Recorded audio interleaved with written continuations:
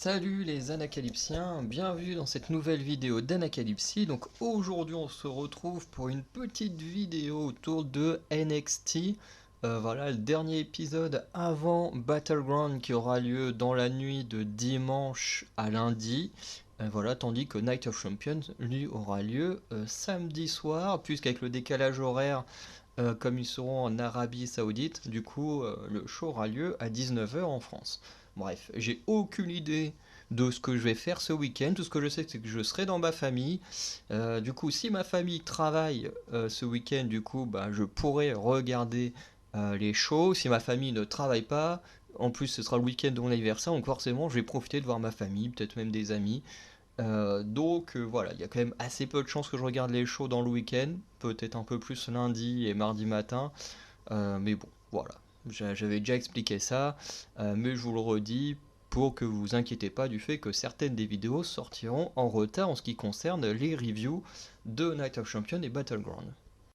On ouvre donc le show avec Cora Jade contre Lyra Valkyria, qui fut un bon match, hein. Honnêtement, c'était un bon match, même si j'étais déçu du résultat. Alors, j'ai pas été déçu du résultat dans le sens où, pour moi, la WWE devait absolument mettre un autre résultat, mais dans le sens où, ma favorite, hein, du coup, n'a pas gagné.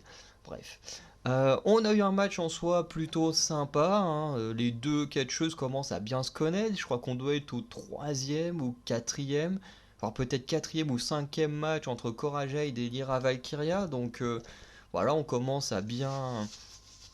Je pense qu'elle commence à bien se connaître, même si on a eu quelques petits botches, hein, notamment un moment où Lyra Valkyria saute dans les cordes et doit repartir en arrière, mais n'atteint pas Cora Jade, du coup elle tombe juste au sol. Bon, ça peut apparaître un peu comme voilà une esquive entre guillemets de Cora Jade puisqu'elle n'a pas réellement bougé. Mais bon, après elle a réagi aussitôt en attaquant Lyra au sol, donc bon en soi l'action est pas si bizarre que ça. Mais on sent quand même qu'il était censé se passer autre chose, quoi. Mais bon, dans la globalité, le match était quand même très bon. On a quand même une victoire du coup de Lyra Valkyria qui va esquiver le coup de coude de Cora Jade dans les cordes. Voilà, où normalement elle t'attaque là dans les omoplates avec son avant-bras. Et du coup, avec l'esquive, Cora va se frapper les cordes. Et en se relevant, du coup, à se prendre un coup de pied retourné de Valkyria. Et du coup, victoire de cette dernière qui ira en finale à Battleground pour le titre de NXT. Sauf qu'après le match, du coup, Cora Jade va agresser Lyra Valkyria à nouveau en attaquant l'arrière de son genou. Donc, comme il y a 2 semaines, non, une semaine ou il y a 2 semaines, je sais plus, où elle l'avait accroché là juste derrière le genou avec son bras. Et ensuite, elle a continué avec un kendo stick. Et un peu plus tard, on a vu Lyra Valkyria avec les médecins. Et à la fin, on l'a vu avec la gagnante du second match euh, auprès de la ceinture. Donc elle a l'air de quand même pouvoir se déplacer. On verra ce que ça donnera à Battleground, mais du coup, ça donne une sérieuse option de victoire à sa future adversaire, puisque si elle vient blessée pour le match, alors que son adversaire, vous verrez, est en pleine forme, on verra à Battleground ce qui va réellement se passer. Ensuite, on a eu le match entre Axiom contre Daba Keito, match que j'ai vraiment bien aimé, dans le sens où ça n'a pas été un match en mode le géant il écrase le nain, et puis voilà, le match il se termine là-dessus. On a eu un vrai match entre les deux. Axiom a même réussi à mettre Daba Keito au sol, ce qui est quand même assez énorme. Daba Keito a quand même réussi à quelques reprises à mettre Axiom au sol, alors que le dernier il arrête pas de bouger partout, de voltiger de partout. Et du coup, au final, justement, au moment où Daba Keito est à genoux au sol et que Axiom veut lui mettre un coup de pied, du coup, Keito va le contrer avec une close line, puis il va placer son chokeslam. Alors, avec la taille qu'il fait pour Axiom, il se prend un chokeslam de très haut pour la victoire. Du coup, Keito remporte ce match. Et après le match, il va tenter d'agresser Axiom, mais Reggie du coup, va venir le sauver en repoussant Dabba-Kato. Et on a quand même Axiom qui refuse l'aide de Reginald, puisque pour ceux qui se souviennent, Reggie a eu une carrière assez spéciale, hein, ayant d'abord été du côté de Raw ou SmackDown, à être juste le manager, je crois, de Carmella ou d'une catcheuse dans ce genre-là. Ensuite, à tourner autour du titre 24 sur 7, à passer son temps à droite à gauche avec certaines catcheuses, enfin bref, pas faire grand-chose. Ensuite, il est revenu à NXT en tant que catcheur sous le rôle de Script. Là, il réapparaît puisque la semaine dernière, ou il y a 2 semaines, il s'est fait retirer son masque après sa défaite contre Axiom. Et du coup, bah là, il vient au ring sous son vrai visage avec une nouvelle tenue. Il a été tout en bleu, plus la même tenue. Et il semblerait qu'il remette la cause sur Script, un peu comme s'il avait une double personnalité ou quoi que ce soit. Bref, j'ai hâte de voir les explications de Reggie concernant le personnage de Script et pourquoi il s'en prenait autant à Axiom. Bref, je pense qu'on aura quelques explications dans les semaines à suivre. Ensuite, on a eu un bon match entre Tyler Bate et Eddie Thorpe, qui était plutôt sympa.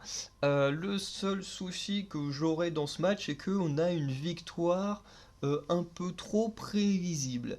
Parce que soit on aurait eu une victoire de Eddie Thorpe avec une intervention de Gacy ou quelque chose comme ça avant Battleground, soit on aurait eu une victoire de Tyler Bate, histoire de le garder fort avant Battleground, puisque Tyler Bate a un match de championnat là-bas. Donc pour moi, voilà, c'était logique. Et c'est ce qui, le même raisonnement va se produire avec le match suivant et fonctionne également. Bref, vous verrez. Et ici, on a un très beau match, hein. Les deux catcheurs, ils matchent très très bien. Le match est même assez cool. C'est pas mon préféré, mais je l'ai trouvé vraiment très bien. Et comme disons, on a une victoire logique de Tyler Bate avec sa close line après élan dans les cordes, suivie de sa power bomb, même si il l'avait déjà tenté une fois et qu'elle avait été contrée par Eddie, ce qui était plutôt cool. Et au final, à la fin, Joe Gacy va intervenir pour agresser Taylor Bate, et en voulant l'aider, du coup, Wesley va le frapper sans le vouloir, et ce qui va permettre à Joe Gacy de porter sa close line aux deux hommes en même temps et d'être le dernier debout. Et on a un petit segment un peu plus loin où on voit les deux hommes, du coup Tyler Bate et Wesley, vraiment s'énerver l'un contre l'autre, puisque Wesley tente de s'excuser de l'avoir frappé sans le vouloir, même si Wesley est quand même très vexé. On l'a vu quand il était avec Mackenzie, qu'il était vachement vexé du choix de Tyler Bate. Mais là, il essaie quand même de revenir cool en mode ouais, excuse-moi de t'avoir frappé, et Tyler Bate le repousse. Donc on sent là vraiment des tensions un peu partout, et ce qui rend encore plus intéressant le futur match entre les trois hommes, voilà, que j'ai très envie de voir. Ensuite, on a un match entre Noam Dar et Nathan Fraser, et qui est clairement le match que j'ai préféré de cette soirée. Alors au début, j'ai eu du mal parce que j'ai trouvé que le match était un petit peu long à débuter. Je trouvais que ouais, c'était quand même très lent au début, et ensuite c'est parti dans tous les sens. On a eu du beau catch dans tous les sens, et j'ai trouvé ça absolument génial. Voilà. Et au final, on a eu, comme je disais juste avant, je vais me répéter, mais pour dire à quel point ça fonctionne quand on est dans un show pré-PLE, c'est que il y a deux façons de faire gagner ou faire perdre, enfin deux issues on va dire à un match entre une personne qui participe à un PLE et quelqu'un qui n'y participe pas. C'est que soit tu fais gagner celui qui va participer, soit de manière clean ou non, mais tu le fais gagner afin qu'il reste fort avant le PLE, ce qui s'est passé pour Tyler Bate, soit tu le fais perdre avec une intervention ou un truc comme ça, afin que le catcheur reste fort, mais qu'en même temps il ait quand même une défaite avant le PLE. Et ici on a eu durant ce show les deux versions, c'est-à-dire que Tyler Bate a gagné et resté fort, et Noam Dar du coup a perdu en restant fort puisqu'il perd à cause d'une intervention. Puisqu'effectivement le match est excellent, on a des comment on appelle ça, des relevés de tombée à la dernière seconde et tout, j'ai d'oublier le terme en anglais. Bref, ça va dans tous les sens. Le match, il est génial, hein, les deux hommes sont incroyables. On a du coup Nathan Fraser qui va l'emporter puisque Dragon Lee va intervenir au moment où Noam Dar contrôle le match. Dragon Lee va venir auprès du trophée, il va se moquer de Noam Dar et tout, ce que Dar va sortir du ring, va aller le voir. Du coup, Dragon Lee va pas oser le frapper parce que sinon, bah, disqualification, il le fait gagner. Donc forcément, il va pas l'aider à gagner comme ça. Mais ça va permettre à Nathan Fraser de faire un petit dive à l'extérieur du ring, à remettre Noam dans le ring, faire son Phoenix Splash et l'emporter. Donc voilà, victoire de Nathan Fraser grâce à l'intervention de Dragon Lee. Et en plus, après match, on a Dragon Lee et Nathan Fraser qui passent leur temps à se moquer de Noam Dar par rapport au fait qu'ils discutent avec le trophée, tout ça. Bref, pour moi, c'était clairement le meilleur match, meilleur moment de la soirée parce que tout collait plutôt bien ensemble. Ensuite, on a un petit match, alors pas le match le plus incroyable, mais qui était quand même assez divertissant. Les deux amis, Hank Walker et Tank Ledger, vont s'affronter. Euh, voilà, c'était sympa, mais voilà, il y avait le côté un peu mimique, on a un peu les mêmes, genre quand au début ils vont dans les cordes, ils se frappent dedans, et puis ils ont la même réaction quand ils ont mal à l'épaule. Enfin bon, c'était sympa, mais bon voilà, c'est pas non plus incroyable. Euh, Bref, un petit match quand même sympa qui va être gagné puisque les deux fonctionnent de la même manière. Donc ils vont plus ou moins se mettre tous les deux une sorte de crossbody.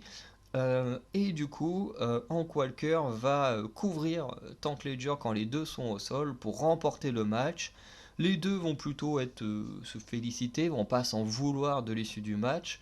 Mais on a du coup Bron Breakker qui va intervenir, qui va exploser les deux amis, notamment avec des spears, et va lancer un petit message à Carmelo pour ce dimanche à Battleground. Donc voilà, Braun Breaker qui continue de détruire tout le monde dès qu'il en a l'occasion. Ensuite, petit match sympa, donc Lucas Crucifino contre Von Wegner. Alors Lucas, pour ceux qui ne sauraient pas qui c'est, parce que moi au début j'ai bugué, je me suis dit sa tête me dit quelque chose, mais je sais pas qui c'est. Et en gros, en fait, c'est un mec qui a agressé Mr. Stone, là, le manager globalement de Van Wegner, la semaine dernière, pour essayer de récupérer la photo de Wegner bébé. Et du coup, Wegner l'avait agressé backstage, du coup, qui a mené à un match cette semaine. Voilà. Du coup, match plutôt sympa, puisqu'on a quand même eu globalement un match. Même si au final Von Wegner va donner la victoire à son adversaire en se faisant disqualifier puisqu'il tabasse Crucifino dans les cordes alors que l'arbitre a compté jusqu'à 5, donc disqualification. Et au final, Von Wegner va exploser Crucifino à l'extérieur du ring. Il va vouloir porter une powerbomb sur la table des commentateurs, mais Mr. Stone va essayer de l'en dissuader, lui dire non, faut pas faire ça, tu te calmes, tu sors de là. Et Van Wagner au début va l'écouter, sauf que le public est en train de scander qu'il doit faire sa powerbomb parce que le public va passer tout son temps à scander Van Wagner pendant le match. Et au final, Von Wegner va quand même revenir, il va choper Cosino, il va lui envoyer une puissante powerbomb à travers la table qui ne va même pas exploser. Le public est en train de hurler. Ils se demandent même une deuxième powerbomb, sauf que bon là, Von Wegner, il va quand même retourner backstage avec son manager. Ensuite, on a le dernier match de la soirée, donc Tiffany Stratton contre Roxanne Perez. Pareil, un match vraiment très très bon. Pas mon préféré, mais je pense que c'est mon deuxième match préféré, puisqu'il était vraiment bon. On a une victoire clean également euh, pour ces demi-finales, et victoire clean de Tiffany Stratton. Donc on va avoir des belles choses entre les deux catcheuses, hein. En même temps c'est pas étonnant non plus. Et au final, l'erreur de Roxanne Perez aura été de vouloir faire un pop rocks proche des cordes. Ce qui fait que pour faire son pop rock, elle doit taper dans le ventre de son adversaire, donc il va se courber. Et ensuite, elle doit monter sur son dos afin d'amorcer le mouvement du Pop Rocks. Sauf qu'au moment de monter sur le dos, Tiffany elle va se relever, du coup ça va envoyer euh, Roxanne Perez dans les cordes, qui va faire une sorte d'étranglement. Du coup, Tiffany va récupérer Roxanne sur ses épaules, va faire sa roulade, puis son moonsault pour la victoire, chose que Roxanne avait esquivé plus tôt dans le match, mais cette fois elle n'a pas réussi et va se prendre le tombé. Dans l'après-match, on a un face-à-face entre les deux futures combattantes à Battleground, donc Tiffany et Lyra Valkyria. Et du coup, ce qui est assez logique, hein, on garde une face contre une heal, ce qui est plus logique qu'une heal contre une heal, voilà, ou une face contre une face. Bref. Et au final, on a les deux qui font face à face, et on a une femme, du coup, qui apparemment, dans un live event, avait agressé Danny Palmer, qui apparemment est coupable de pas mal d'agressions de catcheuse, qui là va agresser Roxanne Perez après le match. Lyra va tenter d'intervenir, mais avec sa blessure au genou, va un peu galérer. Et ce qui fait que cette femme qui agresse toutes les catcheuses va s'enfuir. On n'a aucune idée de qui c'est. Et j'aimerais bien qu'au bout d'un moment on sache qui c'est, ce serait pas mal. Et du coup, voilà, cette partie-là se termine là-dessus. Puisqu'on enchaîne directement avec l'entrée de Dijak, et Dijak qui vient au ring pour une signature de contrat avec Dragunov, mais il se fera directement attaquer. Alors ce qu'il faut savoir, c'est que les deux s'affrontent depuis le début. Ils se sont affrontés dès le début du show où Dijak arrivait dans l'arène et s'est fait exploser la gueule par Dragunov, voilà, qui a tenté une chose qui lui était déjà arrivée la semaine dernière, enfin pas la semaine dernière, il y a quelques semaines, en étant bloqué là sous la porte. Bref, je pense que vous vous souvenez peut-être du moment. Ensuite, les deux se sont affrontés backstage quand Mackenzie était en train d'interviewer Dragunov. Il y a Dijak qui est intervenu avec tous les hommes qui étaient présents, qui essayaient de séparer les deux hommes.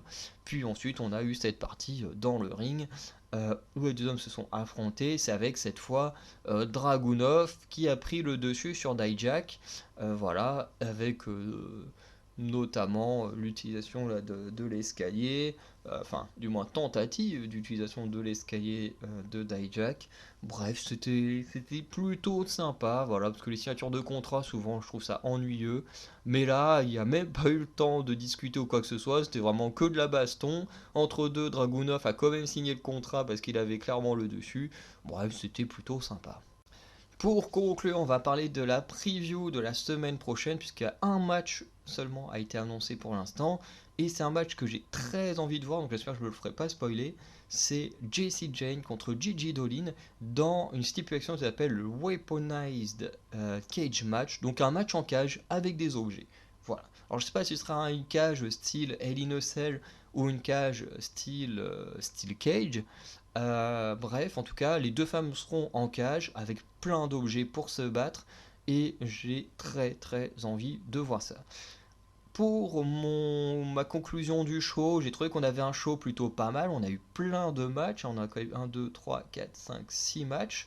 Donc c'est quand même pas mal pour un show de 1 heure et demie qui a laissé quand même pas mal de temps sur les 6 matchs. Parce que je pense le match le plus court a dû quand même durer 4-5 minutes. Donc, c'est quand même bien pour un match assez court.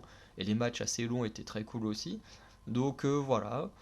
Après, ce que je trouve un peu dommage, c'est que beaucoup de matchs ont eu la même conclusion, c'est une agression après le match. Cora qui agresse Lyra, Dava qui agresse Axiom et Reggie, Gacy qui agresse Tyler Bate. Bon après, Noam Dar, Nathan Fraser, pas d'agression, mais quand même une intervention pendant le match. Anko Elkert Ledger, agression après match. Lucas contre Wegner, agression après match. Tiffany contre Roxanne, agression sur Roxanne après match. Bref, à part le match entre Noam Dar et Nathan Fraser, tous les autres, il y a eu une agression après match. J'ai trouvé ça un peu dommage que du coup tout se conclut sur un même type de segment. Tout se conclut sur une agression. J'ai trouvé ça un peu dommage. Ou encore, il y aurait eu que une ou deux agressions pendant le show, j'aurais trouvé ça cool. Mais que là, quasiment tous les matchs se terminent par une agression, soit de l'adversaire, soit de quelqu'un d'extérieur. Ça fait beaucoup. ça fait beaucoup, ça gâche pas non plus le show, parce que le show était vraiment très bon. Je pense notamment à la petite vignette sur Brand Breaker. Elle était incroyable pour teaser Battleground, elle était absolument géniale. Même celle sur Carmelo Hayes, elle était très très bien aussi. Bon là, on a eu quand même pas mal de petits teasers pour les matchs de Battleground, mais voilà, mon seul petit point noir du show, c'est que quasiment tous se terminent sur une agression. Bref, dites-moi en tout cas en commentaire ce que vous en avez pensé, si vous avez apprécié ça ou pas. N'hésitez pas à aller voir l'onglet communauté pour voir les vidéos sorties durant la semaine. Bientôt, on vous partagera notre Discord communautaire afin de partager autour de tout ce que nous on adore. De toute façon, il y aura une vidéo qui sortira dessus pour vous le présenter. Et sinon, bah, on se dit à très bientôt pour de nouvelles vidéos. Voilà, je n'ai pas grand chose de plus à dire. Passez une bonne journée, une bonne soirée. Ciao.